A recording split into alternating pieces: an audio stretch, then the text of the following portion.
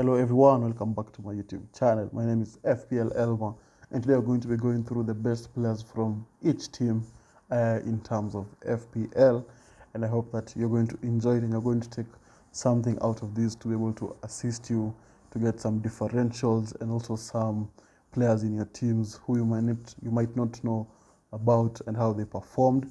But before we get into that, if you're new around here, make sure you subscribe, and if you're enjoying the content, make sure you leave a like. It really helps out the channel. So without wasting any much time, let's get straight into it. So I'm going to divide this type of videos into 5 teams in 4 parts so that you can be able to cover all the teams. And the first team you're going to start off with is Arsenal. They had a very good season last season, as you can all remember. They performed really well. I think these are the 3 players who were the best according to last season. So we had Gabriel in there, although he had some dodgy times for them. In terms of FPL, those dodgy counts don't count. So Arsenal have one of the best fixtures in the league with their first 5 fixtures, apart from the United fixture. I don't think they're going to struggle a lot, especially with the additions. I think they have the best fixtures. So I think it's necessary you go for like 3 Arsenal players in your starting squad, and you're sure that they're going to perform. So I had Gabriel there, who played the most matches for Arsenal last season. He was also dangerous from set pieces, and I think is going to be vital for them next season as well, if you're able to continue with that level of consistency for Arsenal. Then you have Odegaard, who was the second scoring midfielder last season in FPL behind Salah. He performed really well. He had 15 goals and 8 assists, which I think is really good. So I think Odegaard is also a very decent option for if you want an Arsenal, to have an Arsenal midfielder instead of going for Jesus, where many people are doing. I think Odegaard is really good for that. And then you have the star boy for Arsenal, that's Bukayo Saka, who was, I think, is the most consistent Arsenal player. He played most of the minutes for Arsenal in that midfield position, played in the Europa League, still played in the league, and was very good for them. Most attacks for Arsenal go down the right side, and I think that just speaks volumes of how good Saka is and how his teammates think that Saka is. And then he scored 14 goals and had 12 assists, so I think it's a very decent option. So then these are the 3 best players for Arsenal, and I think they're going to perform really well this season that's about to come up. And then the next team you're going to look at is Aston Villa. They also had a very good season last season. They played really well. At the beginning of the season, everyone thought they were going to have a free fall with Steven Gerrard there, but once they sacked him, they were able to start performing. We could see what Aston Villa can do. And these are the 3 players who I think helped them to be able to achieve that European spot that they wanted.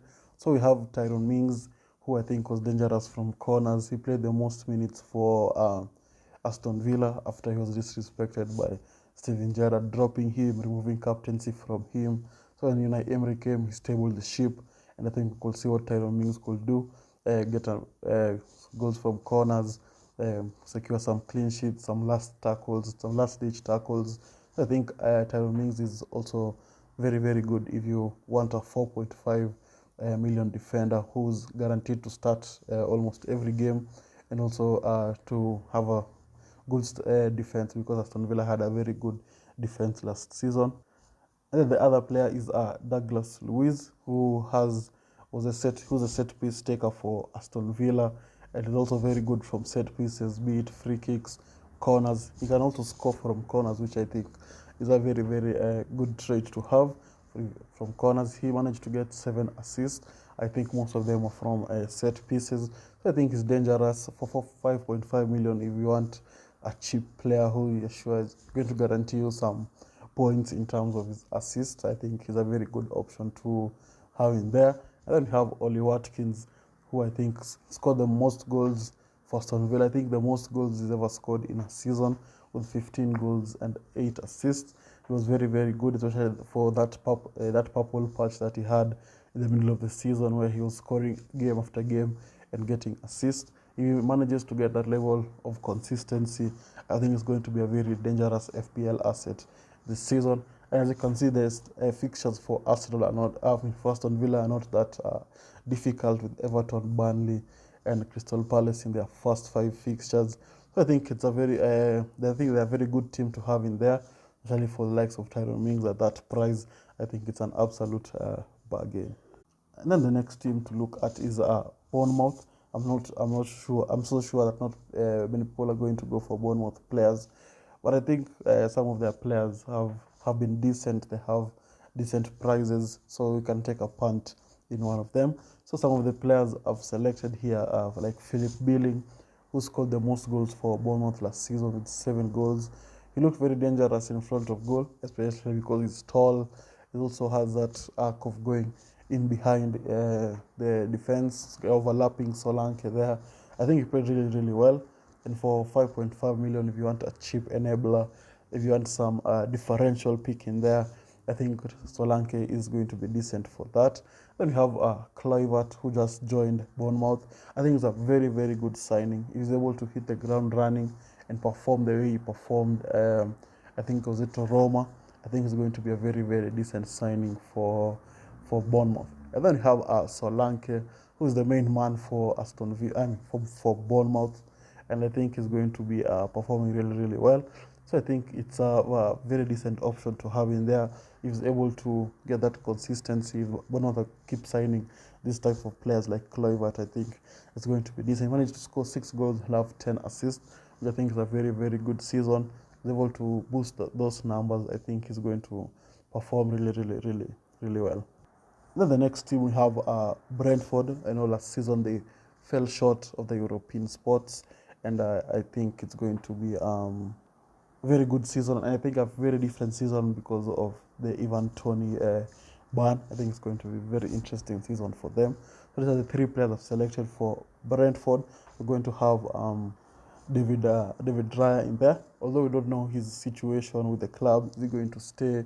Is he going to leave? Because Brentford just signed Flecken, who's the first choice goalkeeper for Freiburg. I think it's going to be very interesting to see who's going to start between Flecken and Raya. But for now, I've gone for David Raya in there for 5 million. He got the most points in FPL last season for the goalkeeper's side of things. So I think it's a very decent option. He gets a lot of bonus points because of his saves, and that means he gets a lot of save points as well. Brentford have a very strong defense with the likes of Ben Mee, Rico Henry in there. I think it's just they're just good, and they're opening 5 fixtures. I think they can be able to get a clean sheet in all of them. So I think Raya is a very good option to have in there. And alongside him is, you all know, his partner Ben Mee, who I think is very dangerous from corners, especially with how good he is with his head. He scored a very wonderful goal last season from a corner. So I think it's a very decent option to have in there. And Brentford also tend to keep a lot of clean sheets. So I think Ben Mee is a very good option. Then you have Buemo, who looked good when Ivan Toney was banned before the end of last season. Managed to score 9 goals, 9 assists. I'd expect that to become a little bit more, because he's going to be the main man for Brentford before Ivan Toney comes back.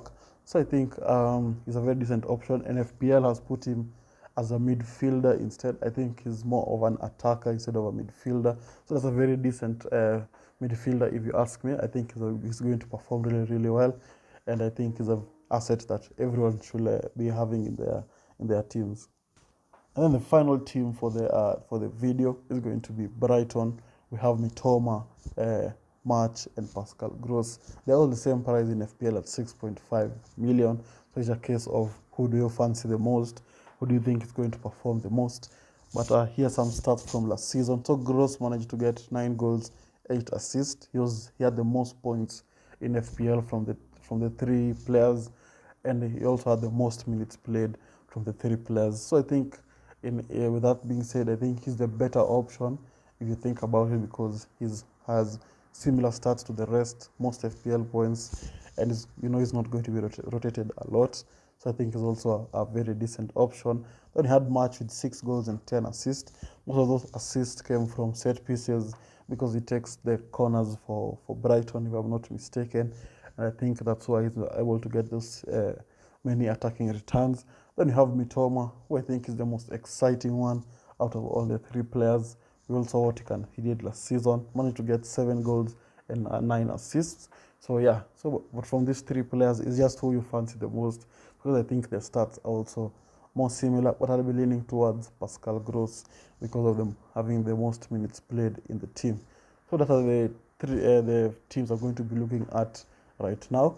Those are the 5 teams. Let me know in the comments who I've missed, and let me know if this type of videos are very good for you guys. And yeah, so with that being said, I'd like to thank you all guys for watching, and I'll see you all guys later. Bye bye.